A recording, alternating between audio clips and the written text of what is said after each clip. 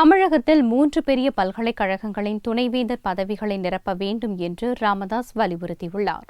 வெள்ளியன்று அவர் வெளியிட்டுள்ள அறிக்கையில், உயர்கல்வி மாணவர் சேர்க்கையில் தமிழகம் முதலிடம் பிடித்திருப்பதாக தமிழக ஆட்சியாளர்கள் பெருமைப்படும் வேளையில், தமிழகத்தில் உயர்கல்வி முற்றிலுமாக முடங்கும் ஆபத்து ஏற்பட்டிருப்பதாக குற்றம் சாட்டியுள்ளார். தமிழகத்தின் 3 பெரிய பல்கலைக்கழகங்களின் துணைவேந்தர் பதவிகளும் காலியாக இருப்பதற்கு இதுதான் காரணம் என்று கூறியுள்ள ராமதாஸ், இந்த விஷயத்தில் தமிழக அரசின் அலட்சியம் கண்டிக்கத்தக்கது என்றும் தெரிவித்துள்ளார். மேலும் துணைவேந்தர் பதவிகள் காலியாக இருப்பது ஒருபுறம் இருக்க, தமிழக உயர்கல்வி துறை செயலாளர் பதவியும் கடந்த 20 நாட்களுக்கும் மேலாக காலியாக இருக்கிறது என்றும் குறிப்பிட்டுள்ளார். இந்த விஷயத்தில் இனியும் தூங்கி வழியாமல் உயர்கல்வித்துறை செயலாளர் மற்றும் 3 பல்கலைக்கழகங்களின் துணைவேந்தர் பணியிடங்களை அரசு உடனடியாக நிரப்புவதற்கு நடவடிக்கை எடுக்க வேண்டும் என்று ராமதாஸ் வலியுறுத்தியுள்ளார்.